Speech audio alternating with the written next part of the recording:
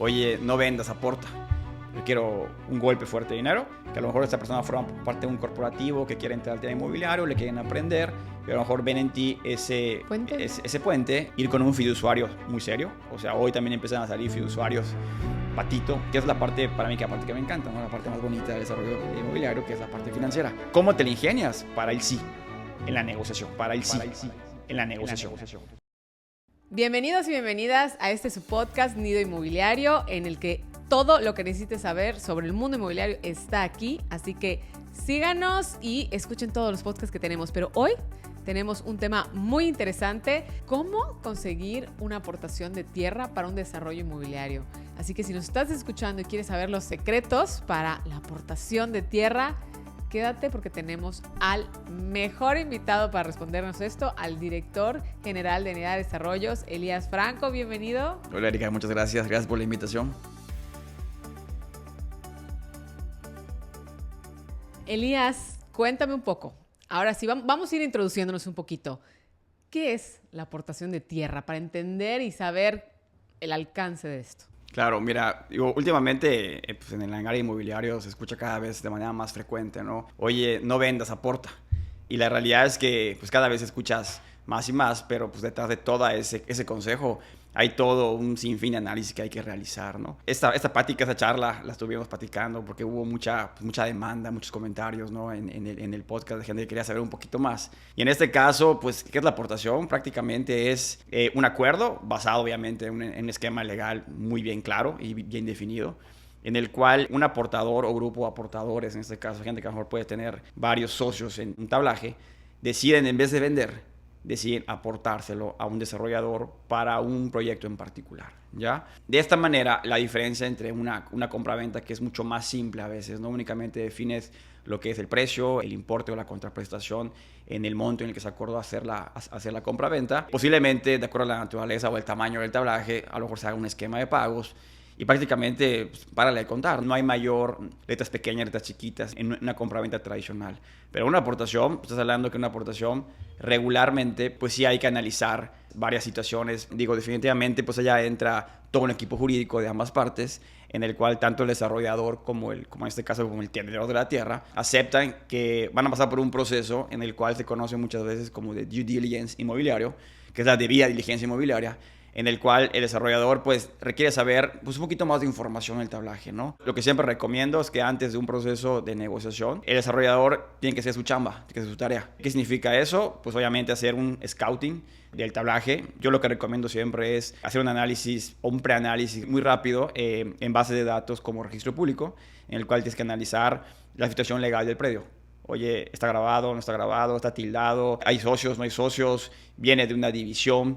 Hay una rectificación de medidas. Es un predio que está allá sentado desde hace años y a lo mejor la zona ya se desarrolló y posiblemente a lo mejor algún predio se haya ido invadiendo o haya ido mordiendo ciertos límites del predio, y eso al final lo que te hace que te puedes meter en una situación, no solo al momento de tasar el predio, sino tú al creer que ya amarraste lo más difícil que es el predio, pues resulta que a lo mejor hay una invasión no planeada por parte de tus vecinos, tus colindantes, y que luego tendrás que resolver, en este caso, pues con ciertas visitas y con el catastro, lo cual te va a llevar tiempo, ¿ya? Entonces, en esta parte lo que yo siempre recomiendo es hacer un análisis, cómo está en el tema legal, en el tema jurídico, como te comentaba, en el tema orográfico, vale la pena darte una vuelta al terreno, caminar el terreno. Allá tienes que identificar varias cosas, ¿no?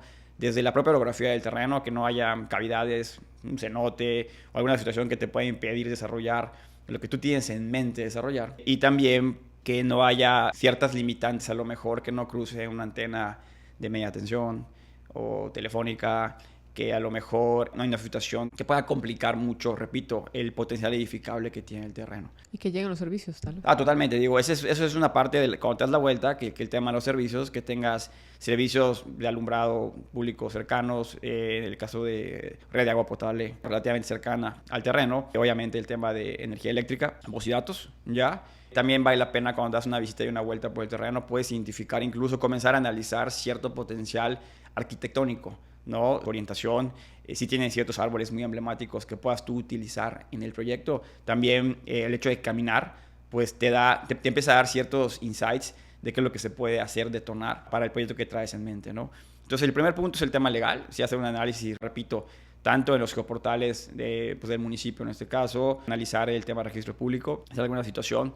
En el tema, ahora sí, con respecto a los propietarios, analizar con quién posiblemente te pudieras asociar, o sea, quién es esa persona, es una persona honorable o de buena reputación, o tiene ciertas situaciones que indican que posiblemente el deal se pueda ir madurando y en el inter se pueda caer, ¿ya? O que esta persona a lo mejor tenga ciertos litigios o esté en procesos litigiosos que el día de mañana podrían complicar esta situación. Y digo, de cualquier tipo de índole, ¿no? Puede ser civil, mercantil, fiscal o penal, que recordemos que al final, pues una aportación, pues prácticamente es una sociedad, en mayor o menor medida, pues una sociedad que estás haciendo con el dueño o los dueños. Claro. Y sí es una parte importante que tienes que analizar, ¿no? Ya hablamos de la parte legal del predio, ya hablamos de la parte orográfica o cómo está conformado el predio, de sus colindancias o sus limitaciones físicas. Ya hablamos también de quiénes son los dueños, en este caso los propietarios de esto. Y aquí lo que seguiría es luego hacer un scouting de cómo está la zona también en el tema del mercado. O sea, es una zona desarrollada, es una zona madura, es una zona con alta demanda o es una zona en la cual le vas a tener que aportar y apostar prácticamente para desarrollar la zona y que eventualmente, derivado del desarrollo y de la apuesta, si es un éxito, pues evidentemente la zona se va a poner de moda y todo lo que va a implicar después para el propio desarrollo y para la posible competencia que pueda surgir el día de mañana alrededor de lo que tú ya lograste, ya hiciste como desarrollado en la zona, ¿no? Claro, y nos ha pasado también. Digo, pasa regularmente. Creo que felizmente hemos visto que mucho de lo que hemos hecho cuando hemos apostado a una zona, cuando en el papel o a simple vista parecía una locura, pues cuando haces un análisis como con orden, con el debido proceso, pues evidentemente no nada más te estás ahorrando tiempo, estás minimizando el riesgo, que al final el riesgo nunca lo vas a poder anular al 100%, pero sí tienes como que logras minimizar el riesgo, siempre con la idea de que el proyecto sea un éxito, ¿no? Y a partir de acá lo que haces es pues elaborar un preanálisis financiero de cómo podría venir la negociación. Ya no únicamente es establecer lo que te acabo de comentar, sino que también ahora también la parte delicada. Viene es cómo le haces entender en la negociación, que digo, no lo comenté, pero también cuando analizas prácticamente quiénes son tus socios, pues también tienes que analizar cuáles son sus ventajas, sus bondades y sus desventajas, o sus premuras, sus prisas que puedan tener en el momento dado, ¿no? Hay gente que le encantaría una aportación, pero simplemente por su situación financiera del momento, pues apremia que tenga flujos y allá pues te da un cierto insight para la negociación. Si trae un tema de salud importante, un tema crítico en cuanto a compromisos de pagos o algo de otras cosas que hace, simplemente de su estilo de vida, pues también ella te está marcando un poco, sin que él te diga nada, la situación de para dónde te puedes inclinar o hacia dónde te puedes ir, ¿no? Y también entender un poco el contexto donde estamos inmersos, ¿no?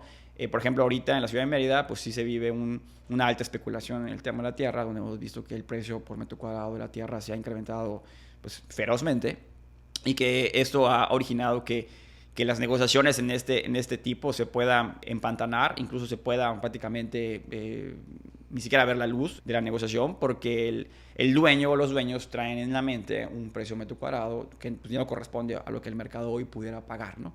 Entonces, teniendo este análisis de para dónde poder inclinarte y todo, pues haces ya y empiezas a preparar una anteproforma, yo le diría, donde prácticamente a nivel paramétrico vas a identificar, número uno, cómo está la zona, si es una zona madura, en cuánto está el precio de metro cuadrado de los productos, si es una zona que sigue demandándose, qué tipo de productos se está demandando, y allá obviamente puedes hacer un análisis interno propio desde casa, o puedes contratar a un tercero experto en análisis de datos en el tema inmobiliario, que te puede decir si existe un hueco, un espacio, un gap en la demanda de algún producto que tú quieras desarrollar, que no está satisfecha y que si logras ofertarla con todos estos retos que ya te comenté, con todo lo que vendría después del deal de la tierra, ofertarla y prácticamente llenar ese vacío que hoy nadie está viendo, ¿ya? Eso, cuando haces la anteproforma, pues al final tienes que identificar pues, los 4 pilares importantes para costear un proyecto inmobiliario. Que el primero y la primera gran batalla es la tierra, ¿no? Recordemos que en el tema de la tierra no vamos a descubrir el hilo negro en el tema de la tierra.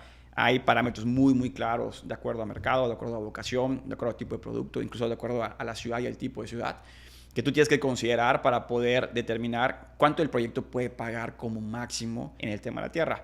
¿Qué te estoy diciendo? Ya lo habíamos platicado anteriormente, pues es el famoso valor residual, que aquí, a diferencia de un avalúo comercial, que mucha gente te dice, oye, es un avalúo comercial y mi tierra está valorada en tanto. Porque prácticamente, ¿qué es lo que hace el evaluador? Pues hace un análisis matemático de la demanda en la zona, que la realidad yo creo que son análisis muy, muy vulnerables porque pues también caen a veces muchos valores en la presión del dueño de decir, oye, inflalo, súbele para que en la negociación pues yo pueda tener un margen de maniobra. La realidad es que allá lo que hemos visto es que en mí lo particular no le hago caso a ese número, no permito que me sesgue en la negociación y allá yo soy muy claro, les digo, mira, lo que me está dando el análisis es esto. Al final, pues el negocio está tasado, está en cierta manera muy parametrizado. Y cuando tú haces el análisis de valor residual, te da un monto máximo que el proyecto puede pagar. ¿Sí? Es un porcentaje, repito, te puedo ponerte un ejemplo, ¿no? El segmento medio residencial, un edificio vertical, puede pagar a lo mejor un 12% máximo valor proyecto. ¿Qué significa eso? Que si es un proyecto de 100 millones de pesos, el proyecto puede pagar por la tierra o debería pagar por la tierra a lo mucho 12.5 millones de pesos. ¿Ya? O sea, no deberías pagar más. O sea, un peso más que pagues, estás fuera de parámetro, estás comprometiendo más los márgenes, comprometiendo otros aspectos importantes como pueden ser flujos, como pueden ser márgenes, como pueden ser costos, calidades, acabados, incluso el propio producto final que se va a entregar, ¿no? Y en este caso, pues lo que sigue aquí, tienes tu número y te acercas al tenedor, a los tenedores de la tierra y le haces la propuesta. Y allá se abre un sinfín de posibilidades. Si hiciste bien tu chamba de analizar con quiénes te vas a sentar, tienes que entender, pues, qué es lo que requieren y qué es lo que aspiran en ese momento. Requiero un golpe fuerte de dinero, no requiero un golpe fuerte de dinero, a lo mejor ya me cansé de tener el tablaje encima, para mí es una situación que me genera estrés, que pues, está cuidándolo, que no me lo invada, que no sé qué. En este caso, a lo mejor, más que dinero, lo que busca es deshacerse de la responsabilidad de tener la posesión del predio. Quiere que alguien más lo cuide y quiere beneficiarse, obviamente, del terreno, ¿no? Entender que a lo mejor, pues, quiere aprender. También hay gente que te dice, oye, yo no busco ni dinero ni busco eso, quiero aprender o me gustaría dejarle a mis hijos en vida esto, quiero maximizar en este caso lo que es el valor del terreno y a lo mejor no me des dinero, dame un pago en especie y con ese pago en especie pues yo ya puedo dejar en vida a lo mejor o dejar plasmado en el acuerdo que vamos a tener a quiénes y cuánto yo les puedo dejar en vida en este caso para evitar un futuro raspón o pleito de los herederos del día de mañana, ¿no? Entonces, no es una situación así como que muy marcada. Tienes que tener esa habilidad de leer, en este caso, con el quien te estás sentando. Y también leer un poco el contexto de la situación, ¿no? Nosotros tuvimos una muy buena negociación de un proyecto en plena pandemia. Entonces, obviamente, en plena pandemia, todo el mundo pensaba que el mundo se iba a acabar. Y la realidad es que no había ni ánimos de negociar nada, ¿no? En este caso, la negociación, en cierta manera, ya analizándolo en el tiempo, creo que la pandemia pues sí nos benefició para llegar a este acuerdo. Obviamente el socio al final sí se comprometió mucho también a lo que acordamos y digo, ha sido una excelente sociedad, un excelente socio en esta parte. Siempre agradecidos con esta persona, pero nos ayudó mucho a poder establecer los parámetros que el proyecto podía pagar sin salirse de mercado, ¿no? Entonces, esa es la idea como principal, entender con quién estás negociando, cuáles son sus necesidades a corto o mediano plazo. A lo mejor también pueden buscar un tema más delegado, que quiere decir que a lo mejor esta persona forma parte de un corporativo que quiere entrar al tema inmobiliario, le quieren aprender, y a lo mejor ven en ti ese puente o ese vehículo pues, para poder entrar a un sector que desconocen, minimizando el riesgo y maximizando no únicamente el tema de la rentabilidad y el tema del valor de su aportación, sino también a nivel estatus, a nivel empresarial, poder afirmar y poder tener presencia en un sector en el cual hoy en la ciudad de Mérida, por ejemplo, pues está muy pujante, creciendo, pero que también ya estamos en un punto en el que al haber ya cierta madurez en ciertos segmentos de mercado, ya no hay mucha cabida o espacio para cometer errores. ¿Ya? Un error en la negociación de la tierra o en el tipo de proyecto o en el tipo de producto o en el precio, evidentemente pues te va a afectar en rentabilidad. Incluso puedes salir tablas o incluso hemos visto que hay gente que termina aceptando precios exorbitantes por metro cuadrado. Se van únicamente con la idea bueno, estoy beneficiando el flujo del proyecto, y ya te lo explico, esa parte, versus la rentabilidad, pero a expensas incluso de no ganar o no poder ganar nada de dinero, ¿no? Es decir, terminas trabajando como desarrollador para el dueño de la tierra, posiblemente 3, 4 años que dura el proyecto, y al final, pues tus márgenes van a verse muy comprometidos. Entonces, esa es una parte importante, ¿no? Tú me puedes preguntar, oye, Elías, ¿tú cuándo recomiendas una aportación? ¿Cuándo recomiendas otro tipo de esquema?